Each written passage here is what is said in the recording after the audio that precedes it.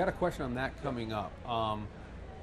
But first, another section in your op-ed, Americans have allowed government officials under assertions of expediency and party unity to ignore the most basic tenets of our constitutional order: separation of powers, federalism, rule of law. The results have been consolidation of political power and the near disintegration of representative democracy. How will leaving the Republican Party help fix any of that? Well, I want to set an example for people. I want people to understand that you don't have to be beholden to one party or the other party. You can go to Washington and you can represent your community. You can follow the Constitution and do what's right for the people. And what I see from so many of my colleagues is, in private, they will say they disagree with this thing, they disagree with that thing. They'll have very serious criticisms of the president, and then they'll go on TV and say exactly the opposite.